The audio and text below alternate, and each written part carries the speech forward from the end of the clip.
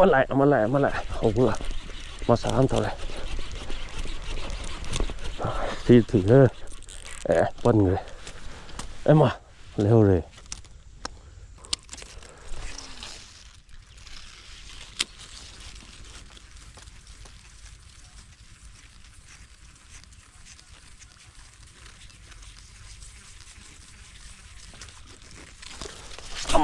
mèo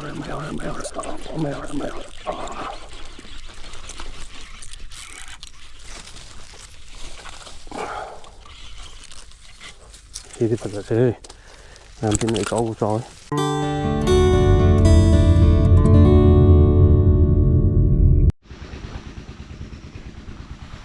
Hello guys, ma'am, good morning. Asije kaya tayo na solo trip amda lakpan porong pharoge na sige ma'am phanyang bi dai tayo magi farm jiga thangnabda yamamgi farm jiga thangnabda kamong hoga porong yam leibam lei hai adai lage na ai jang sije thawak sham leiba adai manaba hoktre ai phat parma phat han gya na ba du nong ngarang ta gi bagi lambi je phalamdre ai gi bike da lakpani sai gi khojei ji da nam pul le ba ai punbam je te da hapam je to puroi loi le mai da pura kongon ka le me wan to ising do kapkhlap ge ta le kom le nang mem do sini to ri ba huju ji ki ori ba phibam sini kongon ka me hai je to le khom mem je loi re tham thok ta ya ro adu bu ai gi wendi porong khra phar ga loi re ado porong khra phawda khojei lekhom tai gi khot ki loi kong na do nga thani do yeng a je mem hojei howrage block mafam di phajai si manung chang da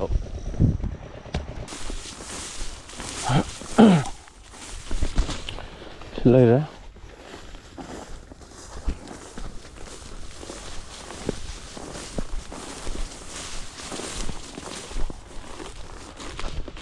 hiện tại có hai spot rồi kìa lần lần rất phức tạp ha sini là mà porong em lấy lần lần rất phức tạp đấy ha đấy gì à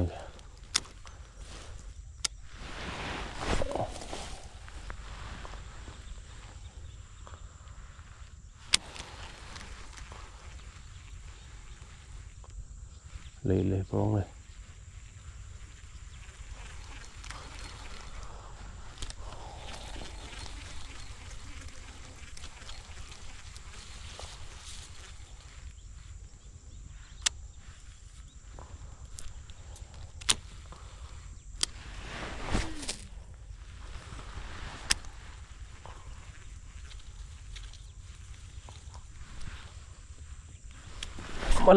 mà lại hầu vừa mà sáng thôi này thì thử nữa bận người em mà leo rồi ấy khôi tật mà là thế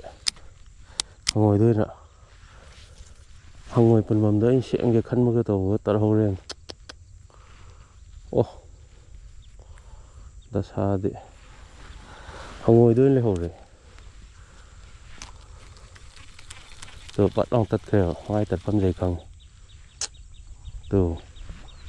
khi em tật xin đồ cái khăn cái tàu leo hồi ngồi ngoài ông thì chơi lăng rồi cũng bây giờ là rồi hiểu đã xa đi rồi nè han một kia từ một porong xa được chỉ mà xin ta bấm gì đấy là tật hầu rồi tụ bao nhiêu gì không vậy ai giờ si em thơ xin đồ kia nó khăn là cái gì porong lăng ninh mình nó cò nên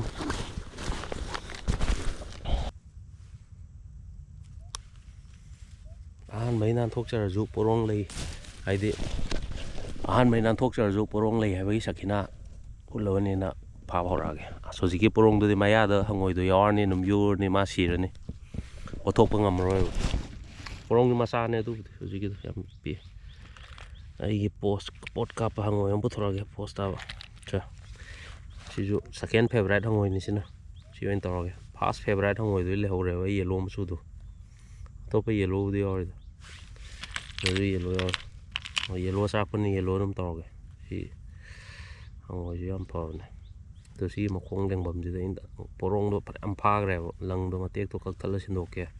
ꯁꯣꯏꯗꯅ ꯇꯠꯂꯅꯤ ꯍꯥꯏꯕꯒ ꯇꯧꯕ ꯇꯠꯈ꯭ꯔꯦ anyway ꯅꯥꯟꯊꯣꯛꯈꯤꯕ ꯉꯥ ꯆꯥꯎꯋꯦ ꯑꯗꯨꯅꯤ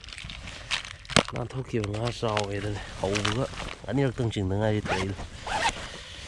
ꯂꯩꯁꯜꯂꯛꯑꯒꯦ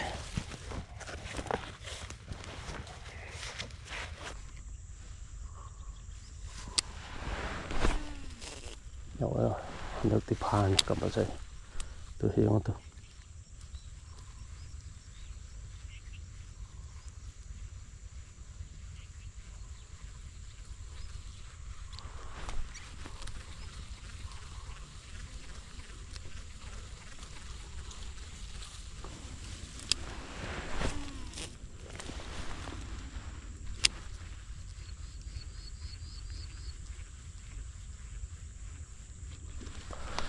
ꯑꯃ ꯌꯥꯎꯔꯦ ꯆꯤꯡꯈꯠꯂꯣ ꯑꯁꯤꯗꯤ ꯅꯥꯟꯊꯣꯛꯍꯟꯕ ꯌꯥꯗ꯭ꯔꯦ ꯁꯤ ꯑꯃ ꯌꯥꯎꯔꯦ ꯁꯤꯒ ꯍꯣꯏ ꯄꯟꯕ ꯃꯣꯏ ꯂꯩꯔꯅꯤꯗ ꯁꯤ ꯃꯊꯛ ꯌꯧꯔꯒ ꯐꯨꯝꯁꯦ ꯂꯥꯞꯃꯟꯈꯤꯗꯅ ꯈꯔ ꯄꯜ ꯂꯩꯔꯦꯅꯦ ꯀꯃꯥꯏꯅ ꯄꯜꯂꯤꯅꯣ ꯍꯣꯏ ꯂꯥꯛꯑꯦ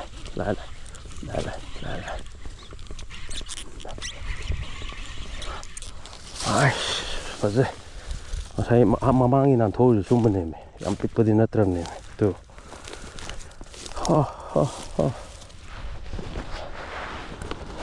ꯁꯤꯒꯨꯝꯕꯅꯦ ꯃꯃꯥꯡꯒꯤ ꯅꯥꯟꯊꯣꯛꯏꯗꯨꯁꯨ ꯄꯥꯝꯃꯨꯏ ꯑꯁꯦꯡꯕ ꯑꯩ ꯈꯨꯜꯂꯗꯤ ꯌꯥꯈꯤꯅꯦꯕ ꯁꯤ ꯏꯁꯤꯡꯁꯦ ꯂꯨꯔꯝꯒꯅꯤ ꯇꯧ ꯄꯣꯔꯣꯡꯗꯣ ꯁꯤꯗ ꯆꯣꯛ ꯇꯧꯔ ꯂꯩꯔꯦꯕ ꯃꯌꯥꯝꯁꯨ ꯍꯪꯉꯣꯏ ꯂꯧꯊꯣꯛꯅꯕ ꯍꯥꯏꯕꯗꯣ ꯁꯤ ꯂꯩꯔꯦ ꯁꯤꯁꯦ ꯁꯤꯗ ꯁꯨꯃꯥꯏꯅ ꯁꯤꯗ ꯍꯥꯞꯄꯅꯤ ꯑꯩ ꯍꯪꯉꯣꯏꯗꯣ ꯁꯤꯊꯔꯅꯤ ꯂꯧꯊꯣꯛꯑꯦ ꯑꯗꯨ ꯍꯪꯉꯣꯏ ꯂꯧꯊꯣꯛꯅꯕ ꯍꯥꯏꯁꯦ ꯏꯂꯥꯏ ꯂꯥꯏꯕ ꯄꯣꯠꯅꯤ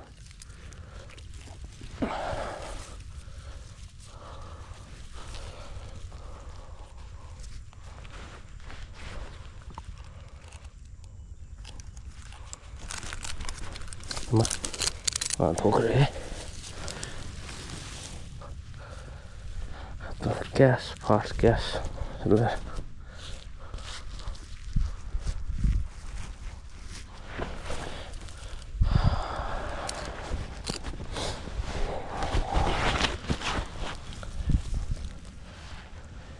ꯍꯪꯉꯣꯏꯗ ꯄꯥꯜꯂꯦꯀꯣ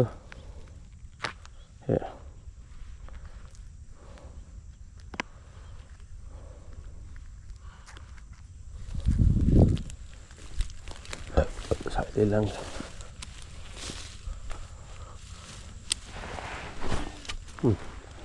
ꯁꯤ ꯐꯥꯔꯨꯕꯒꯤ ꯀꯟꯅ ꯆꯤꯡꯅꯔꯨꯕꯗꯣ ꯑꯗꯨꯗ ꯂꯪꯁꯦ ꯈꯔ ꯍꯟꯗꯣꯛꯇꯗꯤ ꯌꯥꯔꯣꯏ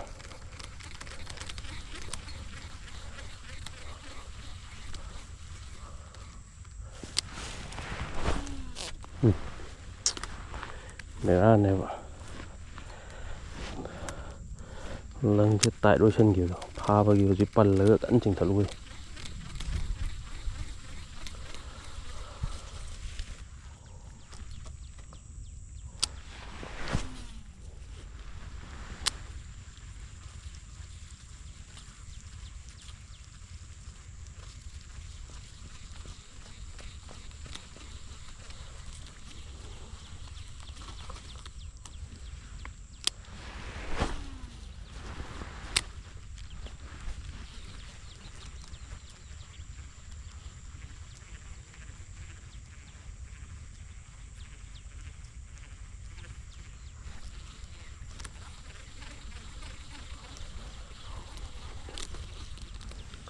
ꯁꯤ ꯍꯪꯉꯣꯏ ꯃꯆꯨꯁꯦ ꯂꯥꯛꯂꯛꯇ꯭ꯔꯦ ꯑꯃ ꯁꯤꯟꯗꯣꯛꯑꯒꯦ ꯈꯔ ꯆꯥꯎꯕ ꯑꯃ ꯄꯥꯝꯃꯦ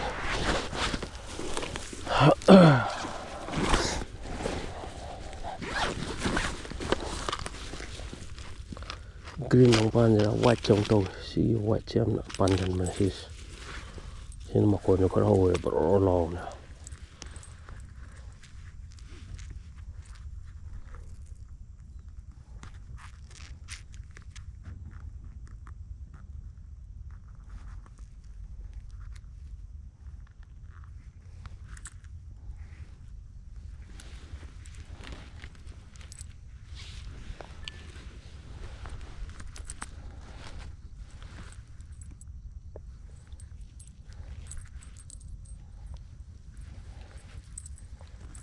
ꯍꯋꯥꯏꯁꯦ ꯌꯥꯝ ꯄꯥꯟꯒꯟꯕꯅꯤ ꯁꯤꯗ ꯌꯦꯡꯉꯒ ꯉꯥꯅ ꯌꯥꯝ ꯄꯥꯝꯕꯅꯤ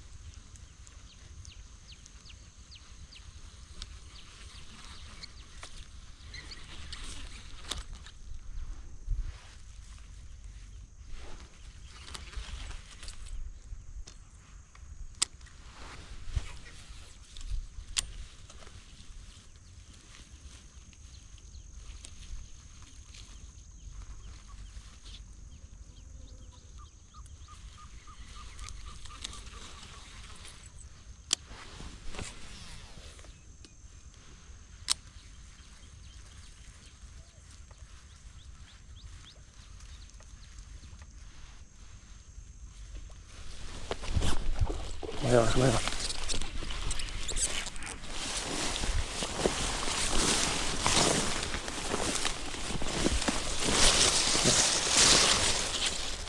Thôi, ăn thô rồi. Nó mà thì tập phun lại thì nó mẹ mình phần lên ăn thô mình tấu mẹ mình.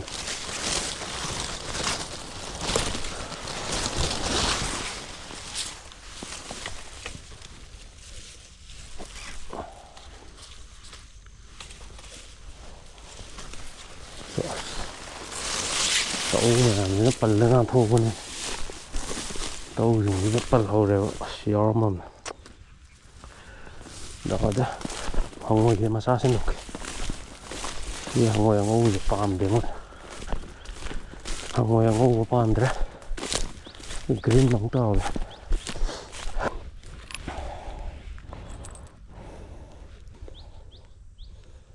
Green down there things. Đó thế chứ.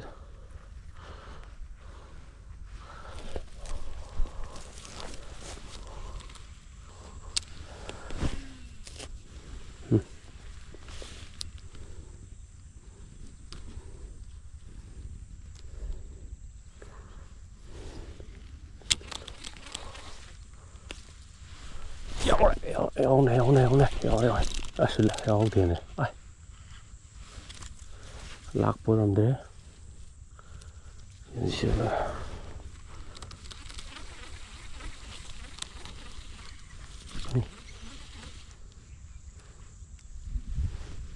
Chỗ mưa lại vào mong trình nhật lối. Sợ lạc sai.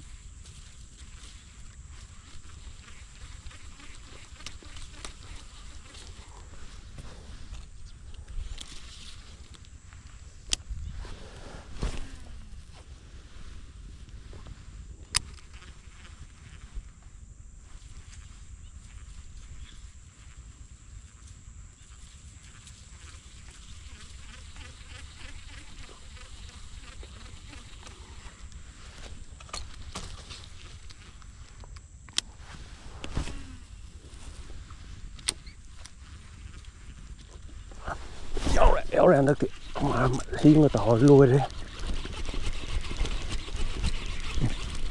mà xa này thì gì xí lại mà xa này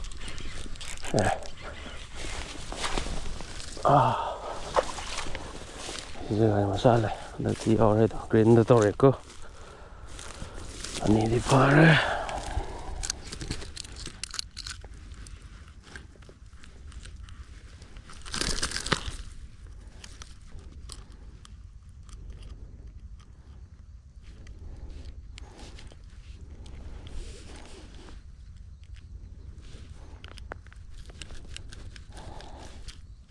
nó mà đây thì vô rồi thôi giờ rồi mà lấy gì mà sao thôi anh tôi Trong phần nữa luôn thủ lại. Ôi.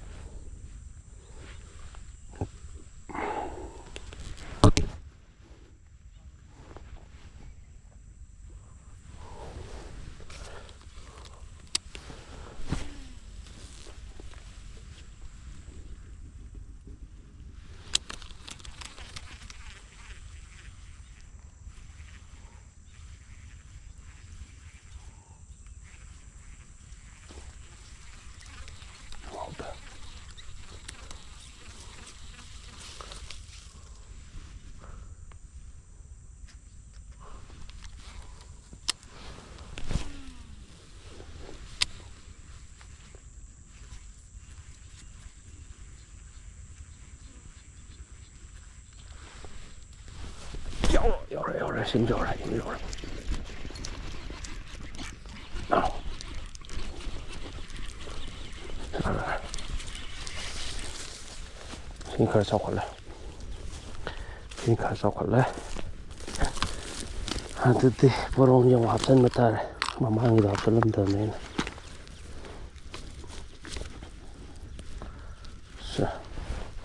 ꯑꯍꯥꯟꯕ ꯌꯥꯟ ꯍꯥꯞꯆꯤꯜꯂꯒꯦ ꯈꯔ ꯄꯤꯛꯇꯛ ꯇꯧꯁꯦ ꯑꯗꯒꯤ ꯁꯤ ꯈꯔ ꯆꯥꯎꯇꯛ ꯇꯧꯁꯦ ꯑꯃꯨꯛ ꯐꯥꯖꯤꯜꯂꯒꯦ ꯑꯗꯨꯒ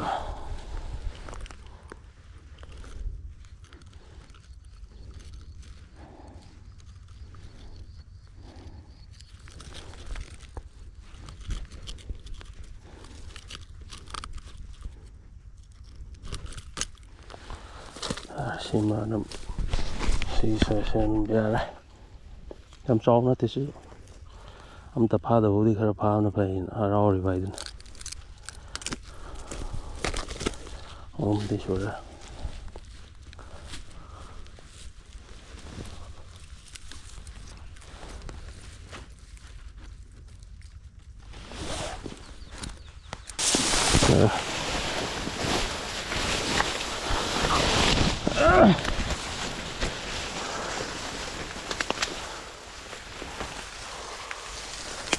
ꯂꯝꯕꯤ ꯑꯝꯇ ꯎꯗ꯭ꯔꯦꯗ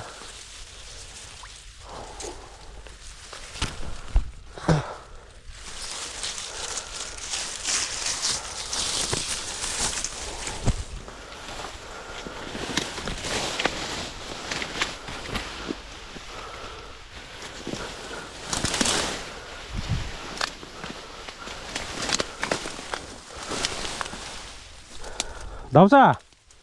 ꯃꯄꯥ ꯐꯥꯎꯗꯣꯛꯐꯝꯁꯦ ꯀꯥꯏꯋꯥꯏꯗꯅꯣ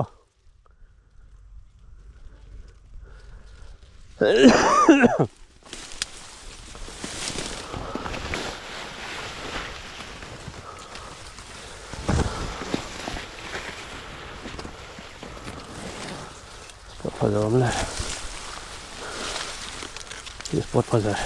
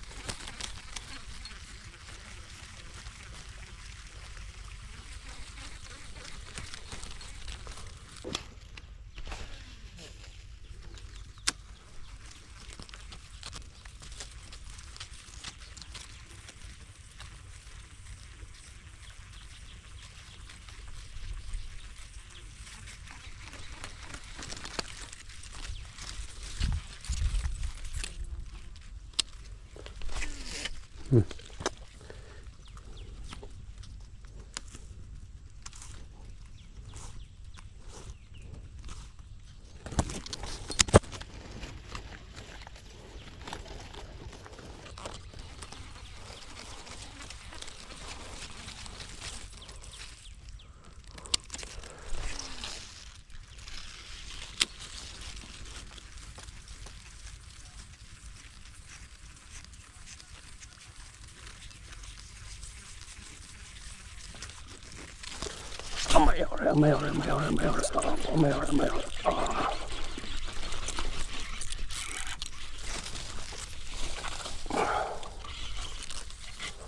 phải là thế làm trên này có chó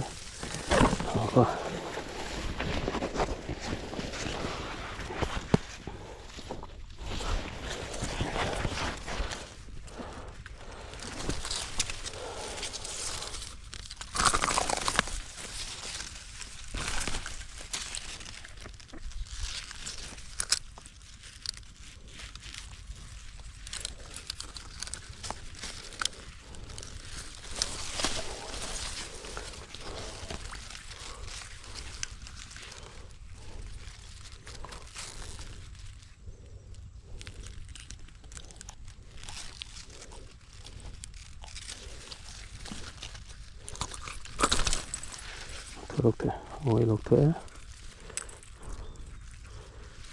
이렇게도 진짜